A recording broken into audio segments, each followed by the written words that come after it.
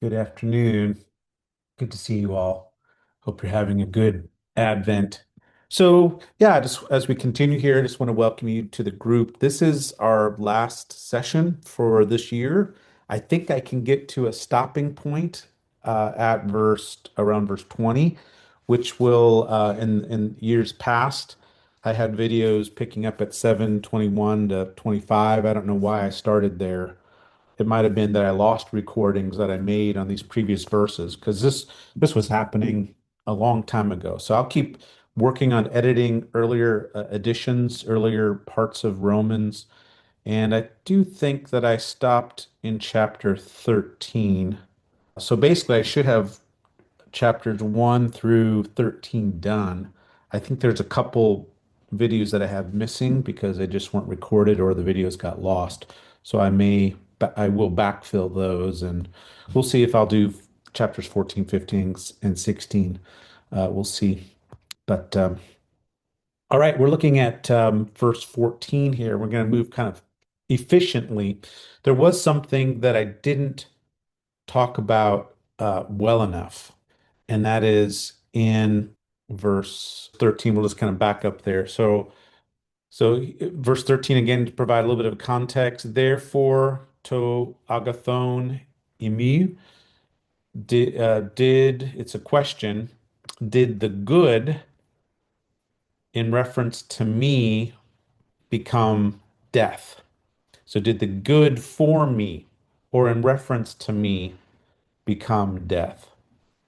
So, what is the good here? The good is the law and the commandment. So, if you go to verse 12, Paul says the law is holy and the commandment is holy and righteous and good. Therefore, did the good for me, is that a dative of advantage? The good that was meant for me. And by the way, the dative form here is emphatic. That is a more pronounced form of the dative form. He could have just said me, but he says imi, so that's a more emphatic form. Did it become death for me? Um, no way. Not in the least or in no way. But sin, in order that it might be manifest as sin through the good for me, through that which was good for me, was working out death. Now, what I didn't comment on last week, and what I maybe even wrongly marked, I would say, is that this is an implied periphrastic construction. I'm going to remove those brackets. So the whole sentence is sin was working out. Now, this is a participle form. It is a feminine nominative singular present middle formed or middle passive participle. So this is the subject. And what I think is what is implied here is there is a missing verb, ain, which would mean was working or was accomplishing death. Or is working. And maybe there's a little bit of ambiguity by not specifying the tense because it by not specifying the tense, it leaves it open. Is it ain or is it estin? What's the time frame here? Is this something that's currently taking place or is it past tense? So there may be an ambiguity intended by not specifying exactly the form of emi, whether it's present or imperfect, in this periphrastic or implied periphrastic construction. So that's what we're looking at is that this participle is a periphrastic, it's an implied periphrastic construction. And the reason why I'm positing that is because you don't otherwise have a main verb. That's the subject. And then this is the only possibility as the verbal element. So apart from this subordinate clause, which is ina with the subjunctive, we don't have a verb. And so what we have then is an implied periphrastic, and that might be in purpose. And that this whole setup was in order that sin might become sinful hyper abundantly, kat hyperbole, in an exceeding way through the commandment. Okay, so that's where we left off last week. So basically, the commandment defines sin and reveals that it is indeed sinful.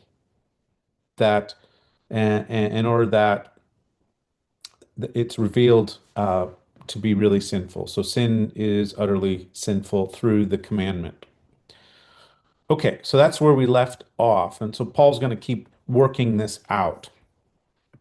Here's going to substantiate that. Gar indicates support for the previous claim. He uses a statement, a verb of knowing. We know that. This is from the verb ida with the first plural ending. We know that. This that is starting a content clause. We know that the law is spiritual. We know that the law is spiritual. Moreover, I myself am fleshly, having sold myself under sin. Okay, so ego de sarkinos imi, I myself am fleshful, pepramenos upotein amartian, having sold myself under sin. Now, this pepramenos is a verb to sell. It's perfect tense, but its form is middle or passive. So this is a perfect middle passive participle, masculine nominative singular. It's a circumstantial participle that is explaining more about why I am fleshly, sarkinos. Why am I fleshly? It's a circumstantial postposition participle that is functioning explanatorily. It explains more about that. And here we have a choice whether we understand this as passive, being sold under sin, hupo with the accusative is under, whether it's passive, being sold under sin, which would raise the question, well, who does the selling? Who does the selling? Who is the seller of me? Now, we could say this is metaphorical and there's an analogy, and as has been said, and I like to say, analogies stand on three legs and they're easily pushed over. So maybe it breaks down at that level. On the other hand, it could indeed be a middle, in which case the subject is affected in the action of the verb. So selling myself under sin. And this would indicate that I, as an agent, am participating in this at some level. I'm a participant. And I think this would square with what Paul has argued earlier in Romans, that we are sinful, that we struggle with sinfulness, that God hates our sin and condemns it. And all of us have this problem. And he's been talking about slavery and using the analogy. Certainly, sin is a force that's working in our lives. It's a personified force, but the question is what is my role? What are our roles in relation to that sin? And to me, the self plays a role, plays a role. So how do we play a role? Well, we have to acknowledge that we play a role, and I think the middle voice here makes most sense in terms of the agency involved. Now we're going to see that there's a bit of a wonkiness, I would say, a wonkiness because I'm doing what I don't want to do. So something's happening in me that is causing conflict and really, I would say dissonance. And there's a confusion and a conflict. And he's going to go on to talk about that. And the will is engaged, even though at times I'm not doing what I want to do. So there's a weird will involvement, but also a violation of my will that's taking place. So let's keep looking at that. Now, this no statement, I think the content of the knowing, I know that the law is spiritual. The moreover, the de here is functioning as the second part of the what is known. So there's two things that are known, that the law is spiritual, but I am fleshly, having sold myself under sin.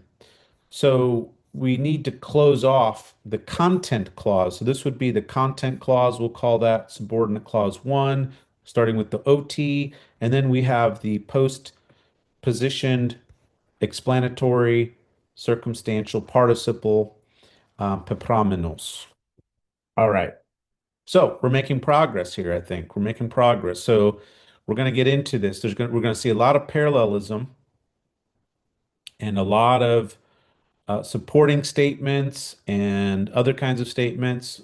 Okay, so verse 15, O God, kater God min God's ome u gnosko.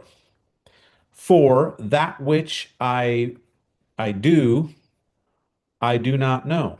For that which I work out or accomplish, I do not understand. Now, the verb gnosko here, we tend to translate as know, but it's kind of weird to say, that which I do, I don't know.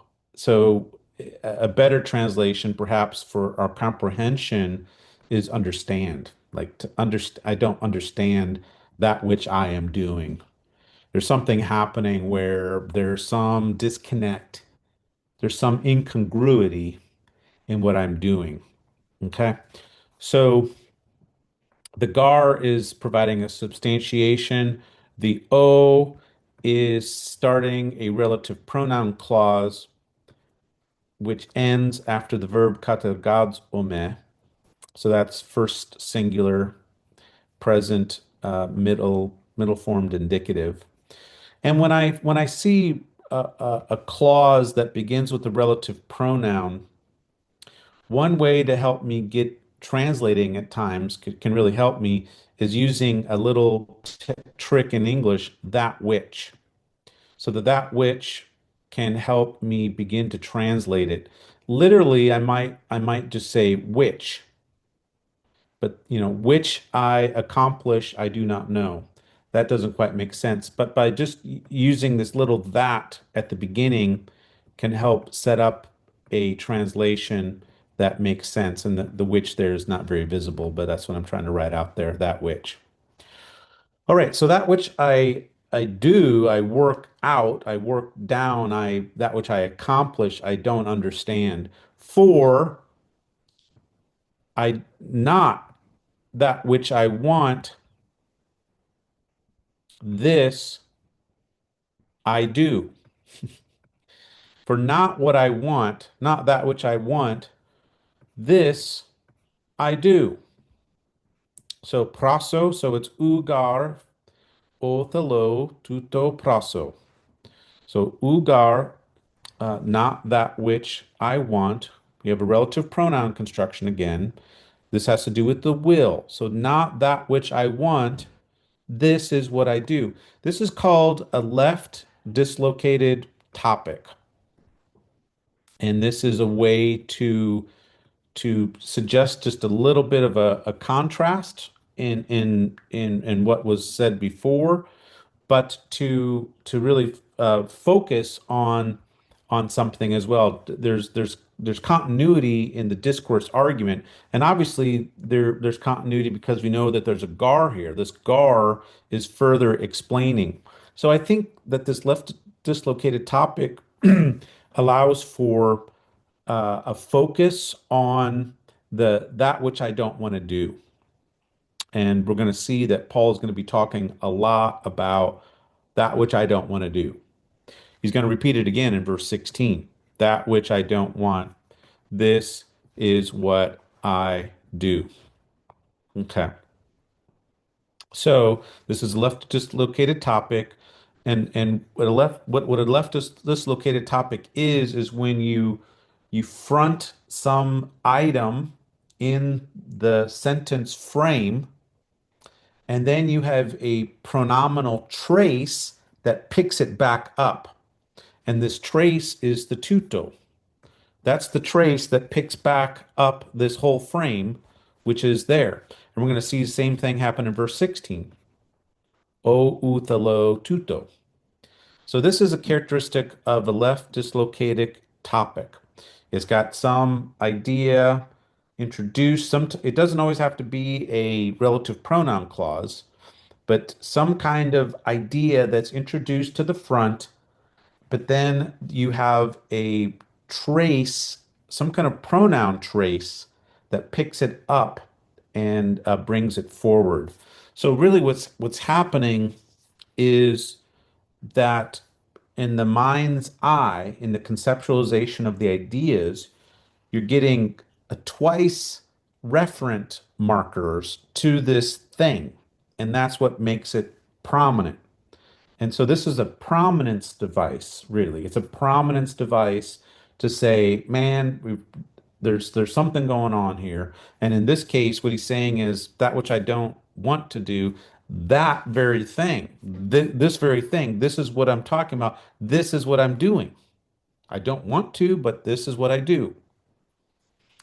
And then, so that's what he says in for 15b, for that which I do not want, this I do, but, and this is a correction, that which I hate, this I do. So the Allah here is introducing a correction. So it's not merely that I don't want to do it, but that which I hate, this I do. And here we have two different verbs for accomplishing things. You got praso and you got pieo. So Allah o miso tuto po. This is from pieo. It's a verb of doing or poieo in Erasmian. All right. So the plot thickens. So there's incongruity, and Paul is describing this. And it does beg the question, who is this person? People have proposed that it's Adam, like kind of personified. I don't think that works though. And now he switched to the present tense. So is this someone who's trying to live according to the law, or just on their own terms in relation to the law? This is what happens. I think that's my view currently, is that this is describing anybody who is working with a set of instructions, and particularly the law and its commandments. That's what Paul has been talking about, the law and its commandments. And he's trying to explain that the law and its commandments are not evil. They're not they're not bad. In fact, they're holy and righteous and good. So there's a problem though that when I'm faced with these good gifts that are given to me, that they don't produce the right result. And this is going to be what he's going to be walking around. And we're going to see at the end of chapter 7, he's going to say, well, who can save me from this dilemma? How do I get saved from it? And he's going to be in chapter 8, he's going to be talking about walking and living according to the Spirit. So we'll see if we can get there. I'll make sure I have some time to get us out of this bad news and this bad circumstance that I'm in. So we're making good progress, and I'm going to keep moving on here. So, ide, verse 16, ide o uthello tuto poio. So, but moreover, so the de here indicates a next development. Moreover, if that which I do not want, this I do. Okay, that's a protasis. This is a what's called a protasis of a conditional sentence. Present tense protasis. So the protasis is the word for the supposition. This is the protasis. But if that which I do not want, this I do. Then the conclusion is sum femi, I agree with the law, and this is the dative case because the verb sum femi has a prefix that's from soon, the preposition soon, and then femi is a word of speaking. So this is basically a word that means I agree with. And then the dative case, to nomo, is dative as direct object. So that's why I give it a double underline because of the presence of the sum. So it's dative direct object because of the influence of the soon. He's basically saying this is a me verb. I agree with the law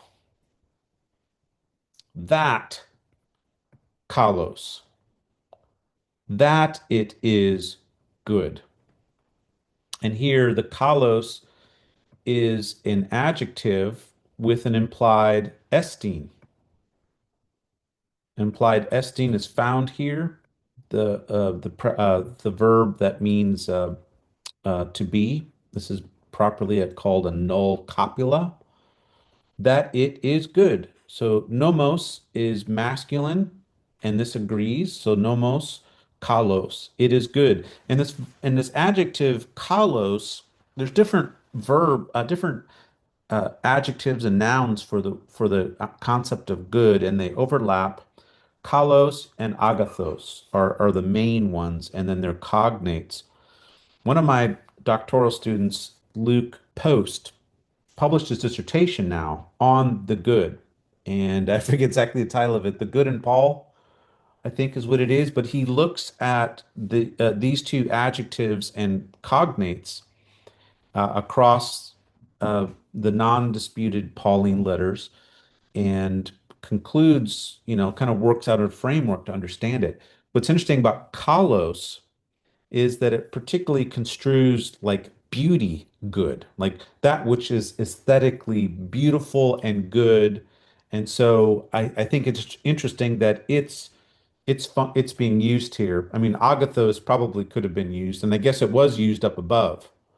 Agathos was used. So it's not to say that the law isn't agathos, but kalos is particularly construed here, and I find that kind of interesting to think about the law being something that is aesthetically beautiful and good. That particularly, and by beautiful, what's being construed is kind of its outward appearance in terms of what is accomplished in that regard. So I think there's a slight difference. Agathos tends to construe good as beneficial and useful, kalos as good, which has a good final appearance. All right, the law is good. So I attest to that. So if indeed I that which I don't want, this I do, then I agree with the law that it is good. Okay. So this is a present simple condition. E, the conjunction E with the present tense in the protasis, followed by a present tense main clause, the conclusion.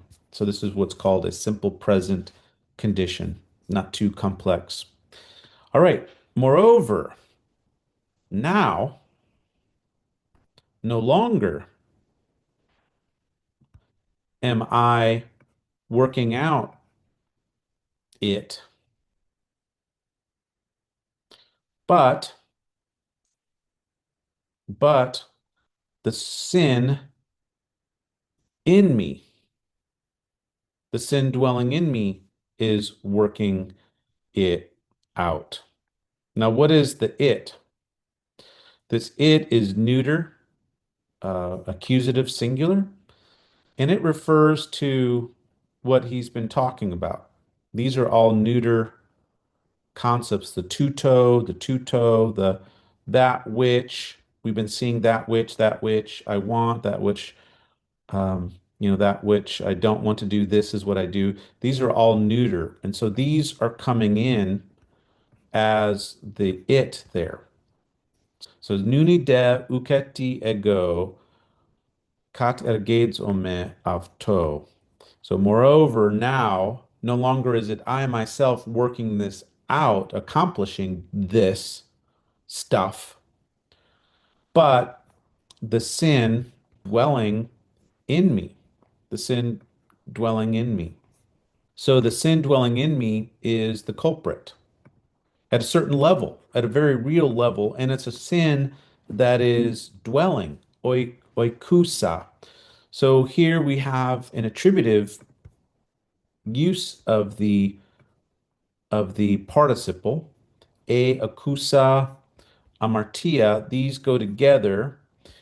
So so sin, so you have a, the article a, then you have the participle, which is functioning like an adjective, and it means to be dwelling. It's from oikeo. It's a verb that means to dwell. And then the location of that dwelling is in me. And then you have the closing of that with the noun. And so you have in toto, you have the sin dwelling in me, and then there is an implied restatement of this verb, katargads ome. This is then resupplied for the verb. Obviously, it'd be ete, would be the third singular form if this were specified. But this is what's working it out. So what's working this out? It's the sin dwelling in me. And so here there's a distinction that Paul wants to make between the I, which is a self-reflective, observant I that has a will, that has a will. The I has a will. And this, but what is happening in the body is not what I'm wanting. So there's something that's gotten into my body that acts contrary to what I want. And we've been seeing that Paul earlier was talking about the body being enslaved to sin, and he's was giving commands not to let your members be enslaved to sin, to not submit your bodily members to sinfulness. And so what's happening here is that he's working out the dynamics of how one's body and one's self become differentiated such that what I'm wanting to do is not what my body does. And he's trying to provide an explanation of how that happens and talking about it, the dynamics of that, and then that in relation to the law, that the law is not sinful, but when it meets up with me in this sinful condition, when I'm under the influence of sin, is that it doesn't have a good result. I can know what is good, but I don't do it. It doesn't work out. So it's no longer I myself that is working this out, but the sin dwelling in me is working it out. Okay. All right. So that's where we are in verse 17. Verse 18 is gar, providing support. Ida gar, I know, for I know that. And now he switches from plural, we know, idamin, verse 14, to verse 18. And he's going to say, for I know that.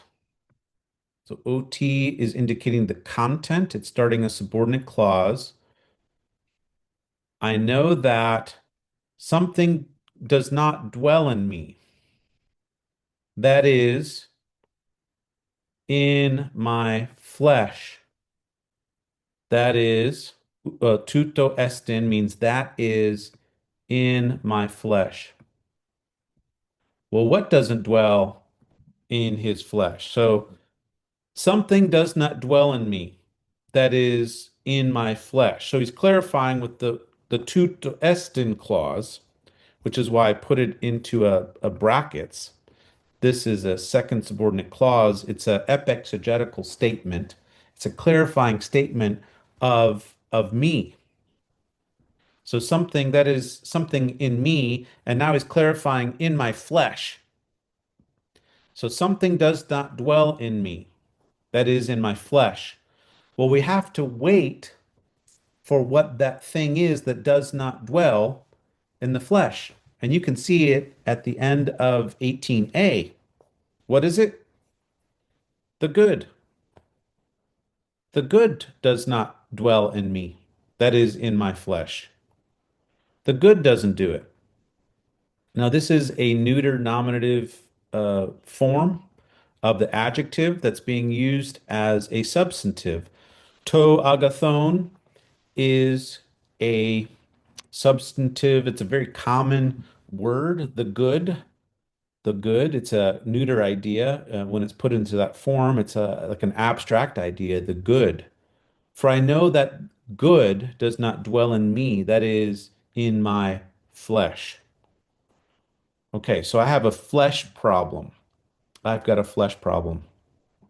For, he says, togar thelin, that's an infinitive, for the willing presents itself to me, is present, parakete me, is present to me, or in reference to me. We could dot it, underline that, or maybe it might be better to put a curly braces to indicate it's a special use.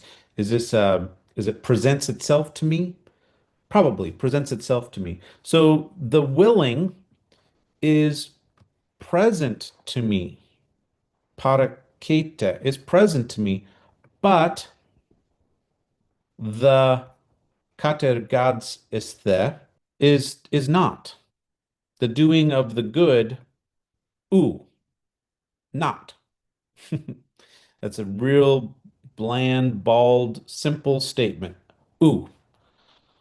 And what's happening here is that you have an infinitive, to thelin, which is parallel to another infinitive, to katergis isthe, which has a direct object, the working out of the good, to kalon. These are functioning as subjects. These are infinitives that are functioning as nouns that function as subjects in the context. So you can take infinitives. Thelin is an infinitive. It's a present active infinitive. And katargasthisthe, that's the middle passive form of the present infinitive. These are infinitives that are articular, to. They have the article to, neuter nominative singular. And what's happening is that these infinitives are then the subjects of this verb, parakite, to be present, so that they're there. They're alongside present to me. So the willing is there. And this is what he's been saying is that which I don't want to do, I do. So I don't want to do it, but I do it. So that there's a will there that is present, but the ability to accomplish that which is aesthetically good and beautiful, to kalon, is not. Ooh, is not. I mean, this is very condensed, tight statements that have an impact. I mean, the delay of saying the good, I mean, that's a delay because we're wondering, what is not dwelling? What is not dwelling? We know that sin is dwelling, and so there's a contrast between the sin, which is dwelling, and the good, which is not dwelling, right? So sin is dwelling in me, but the good is not dwelling. And now he's saying the working out of the good is not simply, ooh, it is not present.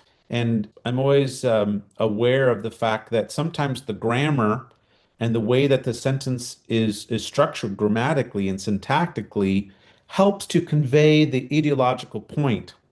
And by having simply the adverb ooh here and no verb supports the point. The verb isn't even present. So the good, the working of the good, it's just not present. literally. It's not present in the verb form itself. So now I have to remember this because this kind of thing where the grammar and the construction supports the point, I've probably got about five or six really good examples of this in different kinds of ways. So here it's the absence of the verb is part of the point ontologically that Paul is making, and that is that it's just not present. It's not present. All right, I'm working efficiently here. And these are the last two verses that we're going to get to. I think we have time. I can just pause and just say, what thoughts do you have about the grammar? And I can try to address some of the concepts. They're deep concepts, but what questions might you have about the grammar? What wasn't I explaining well enough, or what questions do you have?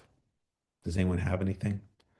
Yeah, just real quick, is there any um significance where he'll switch from the verb oida to gnosko, or is that just No, I think so. Yeah, I don't have a complete answer to that, but I do think there is a significance.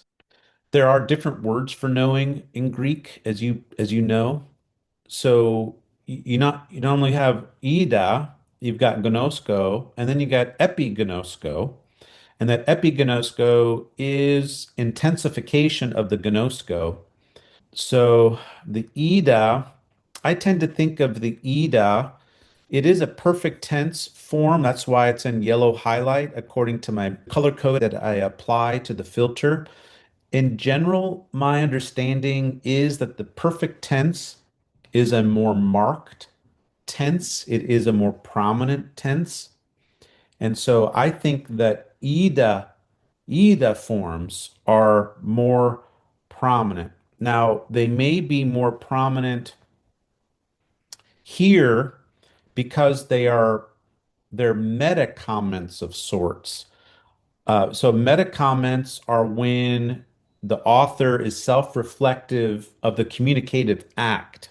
Now these are self-reflective of the knowing act.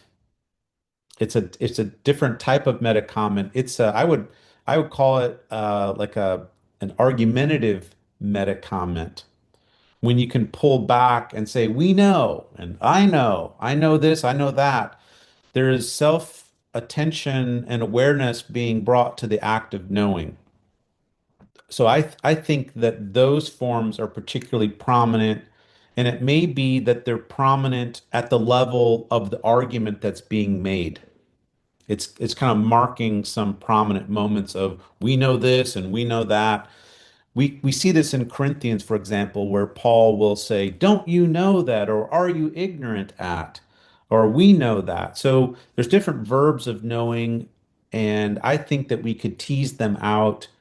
I think when it comes to gnosko, we're moving from a more social meta comment level of tracking arguments and agreement to a more, I think, a more personal inward kind of knowing, I suspect. I think that that's what's going on. And we can make that even deeper in certain ways with epignosko, or more intimate or something like that with epignosko.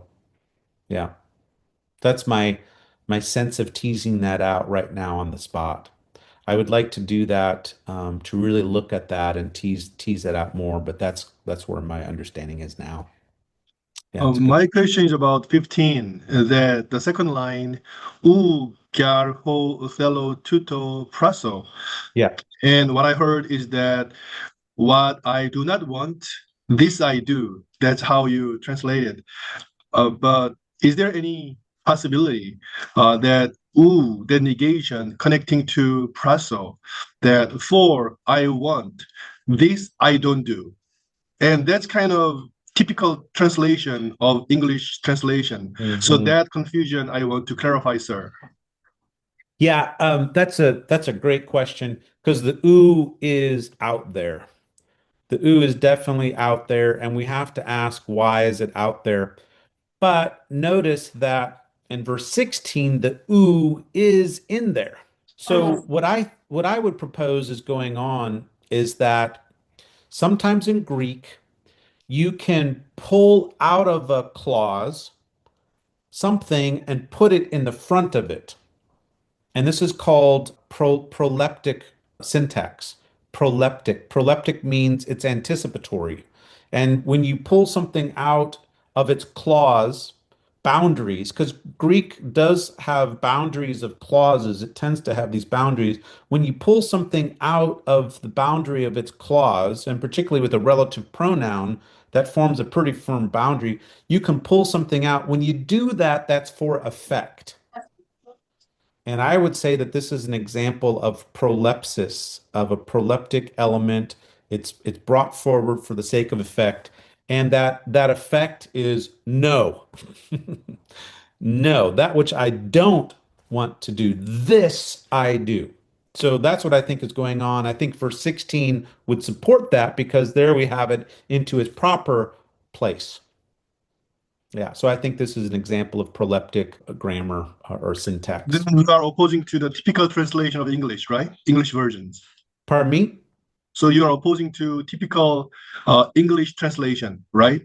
I guess I haven't studied those English translations, but I'm Yeah, not opposed to doing that at all. I find things that are questionable not infrequently, or things yeah, that certainly can be improved. If you yeah, want to see an example of that, look at my videos on Romans 12, 1 and 2.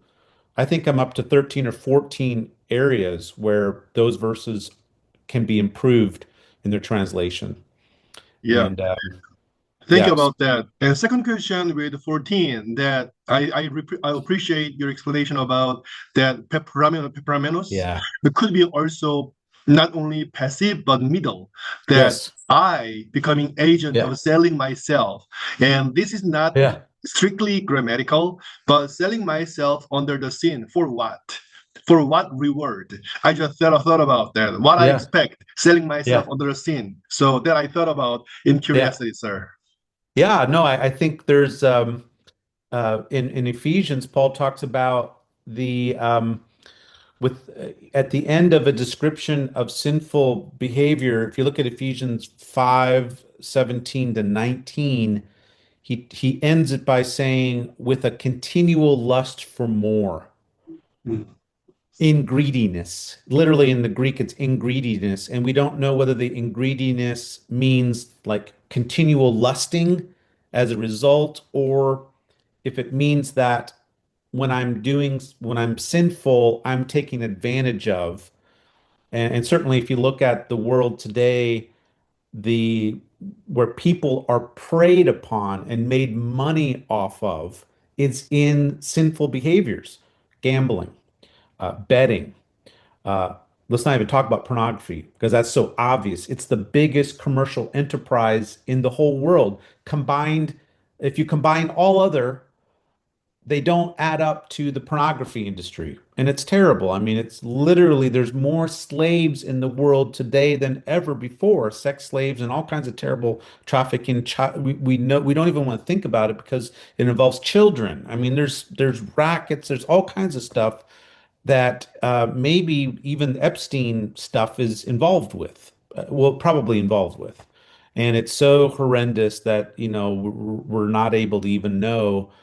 People are dying because of it. There's being hidden. We don't even know the extent of it.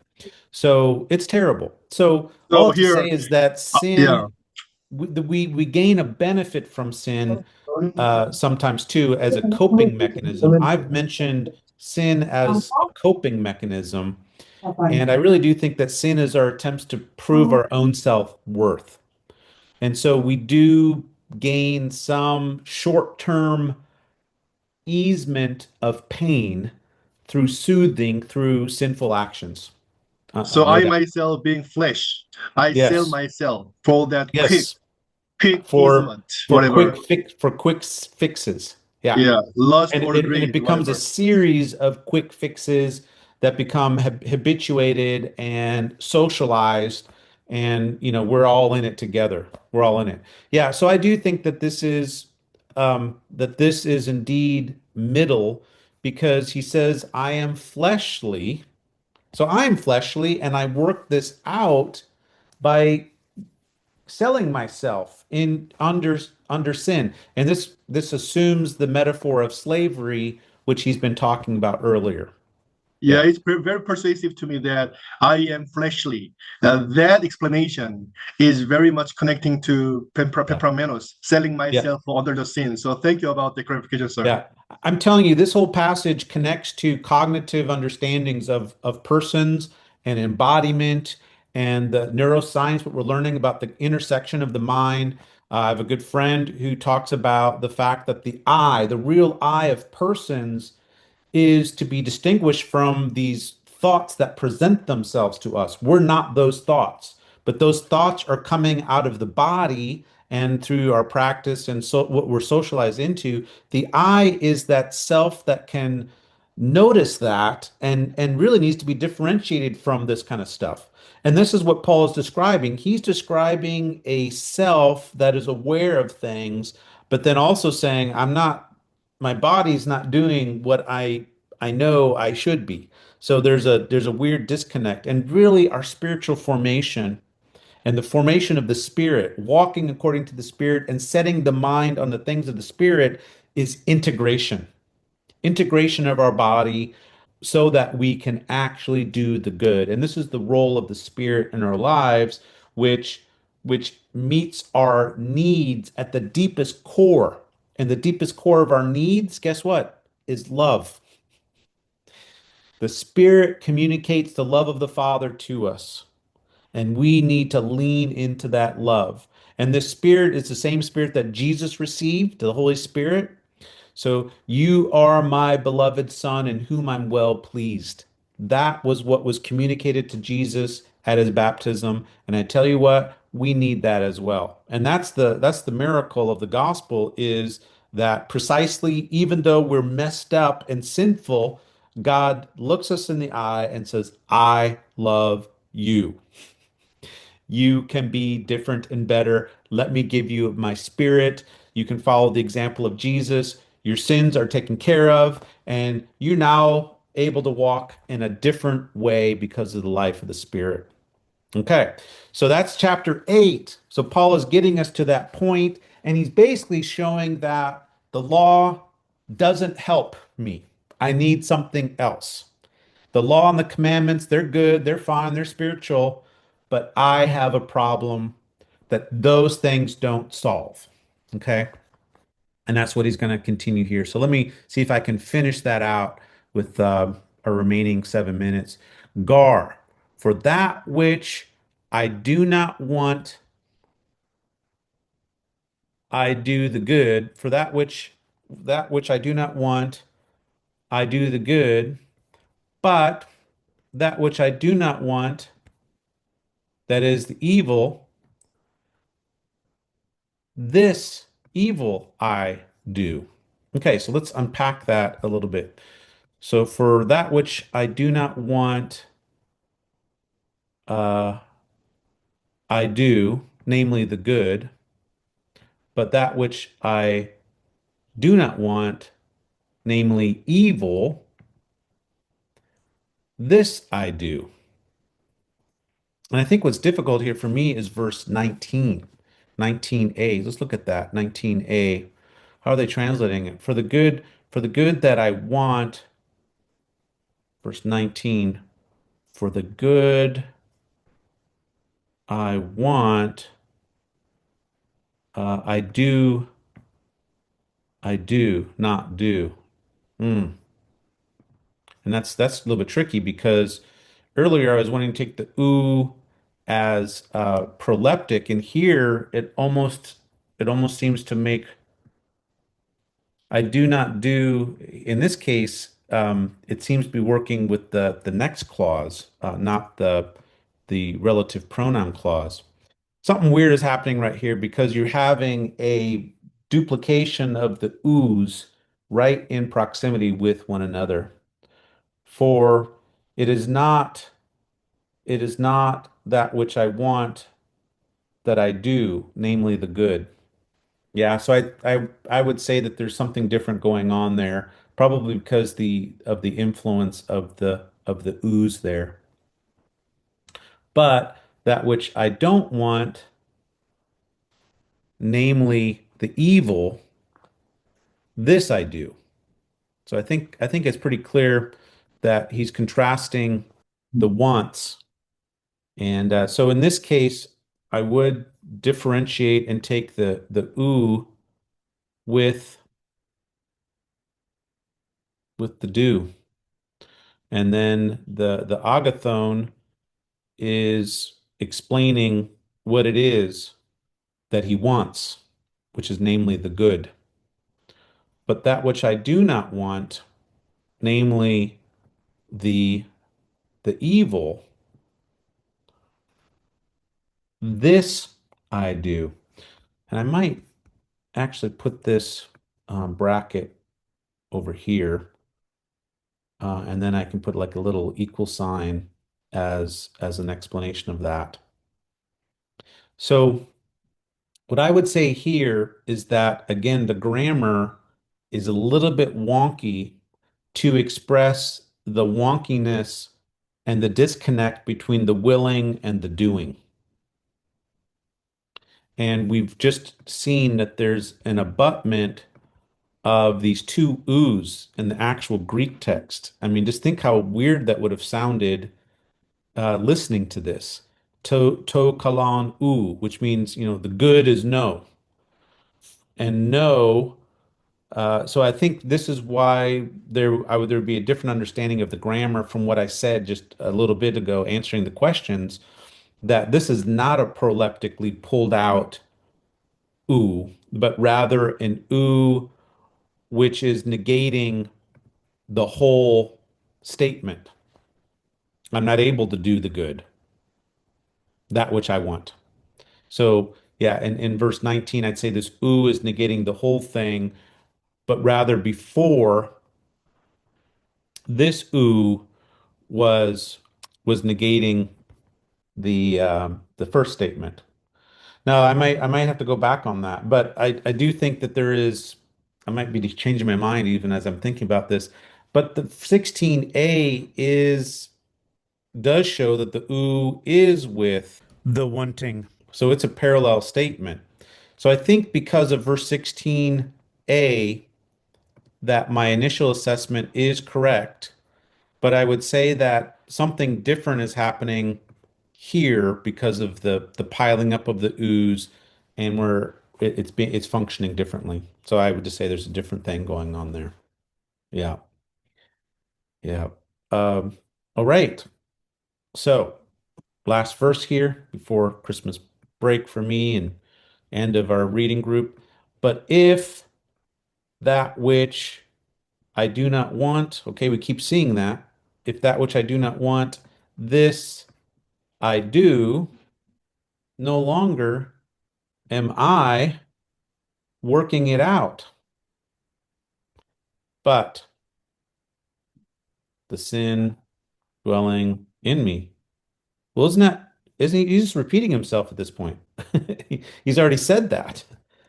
So this is what he's already said, and I just want to make sure we didn't copy that over wrongly. No, because I mean, he's already talked about the sin dwelling in me. So at this point, he's just repeating himself. So I'm wondering myself, if I'm looking at this, I'm wondering if this is an ancient rhetorical technique. When you repeat yourself so often, I think this I think this is probably reflective of the cognitive dissonance and unbelief that Paul is expressing here, of this incongruity. So I think there's probably a rhetorical technique. I don't know if anyone has identified that. I would be suspicious of it because he's really literally just simply keeps on repeating himself. And part of, from my own experience going through grief, different kinds, is there's a point where you just repeat yourself because it's so unbelievable. And I think that's what's on display here, is because of how unbelievable this is, he just keeps repeating himself. And so then he kind of pulls back in verse 21, this participle clause, the willing me to do the good, that's the me. So even though I'm willing to do this good, the law that he finds present is that the evil is right present there. And then he says, wretched man am I, eventually, verse 24, wretched man am I, who will save me from this body of death? That is the extreme of desperation. I have this deep-seated conflict. And he says, thanks be to God through Jesus Christ, my Lord. This is anticipating the grace given in verse 8. There's now no more condemnation for those in Christ Jesus. For the law of the Spirit of life in Christ Jesus has set you free from the law of sin and death. See, we're under a different law system now. It's a law of the Spirit, of the life, which is in Christ Jesus. That has set you free. Past tense, there's a whole nother framework that Paul has set up. And so just to remind you that 7, 5, and 6 provided the outline of these two movements.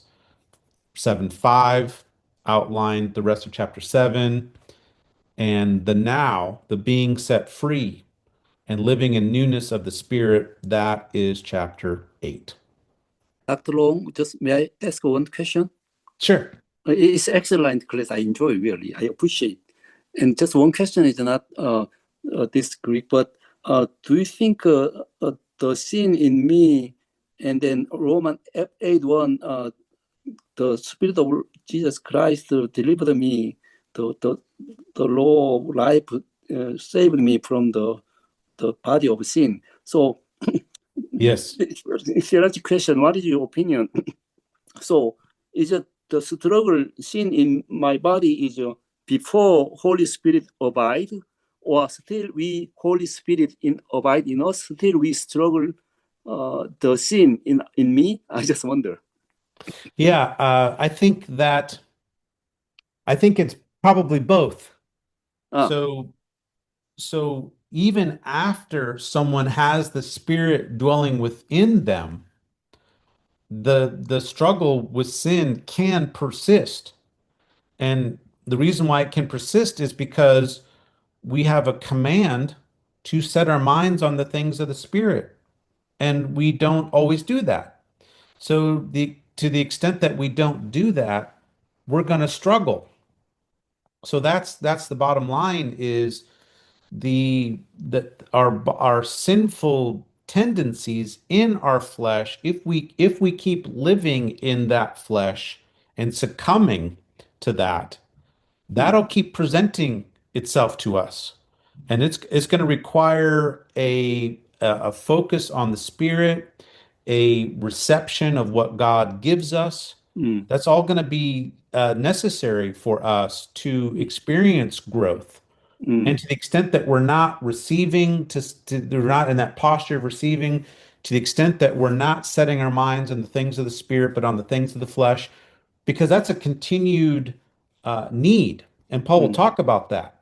So even as we're now in this new realm of the Spirit activity, it's not automatic. We never get into an automatic mode. mm, There is a constant battle, and we need to submit ourselves to the resources that God gives us, His mm, grace, His Spirit, the wonderful message of Jesus, and the good news. All of that is part of the new covenant, a new framework.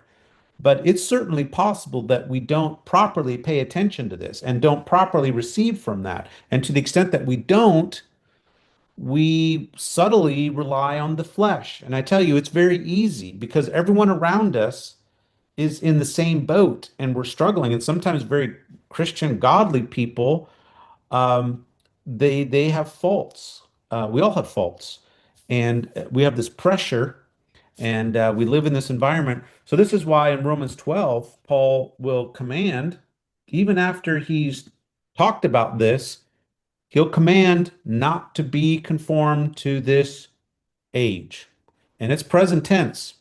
Do not be being conformed. It's present tense, which means that it's an ongoing need and reality that we all have. And so, why would he be giving these commands if it's a one and done deal with the Spirit? And my understanding is that it's not. And in my understanding, the sin in my body, the sin is deep and it works out and it's connected to hurts. It's connected to deep resentments, to injuries, to that work their way out, and that takes time.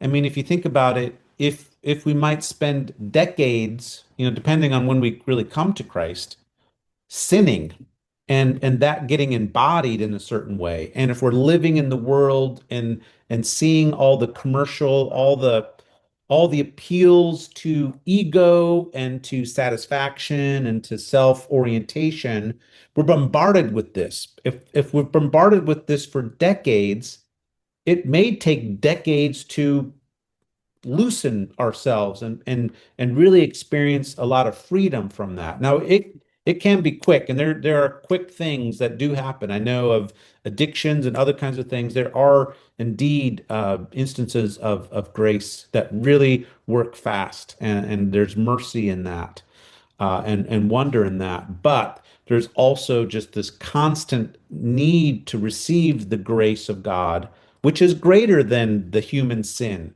the sin that works in us. It's greater. God's grace is greater than human sin, no doubt. It's not even close. But we need to keep submitting to that sin, to that grace, and not to sin. We don't submit to sin. We submit to that grace, and that continues to transform us. Amen. We need to keep being renewed in the mind. Keep setting our minds on the things of the Spirit. So that's be my response. Yeah. Thank you. Yeah. All right. Well, I'm going to end there. Thank you so much. Have a good Advent and Christmas, and I'll let you know through different social media posts when I start the group back up. It may be a while. We'll see. I'll miss it if I don't do it, but we'll see. And thanks so much, and take care.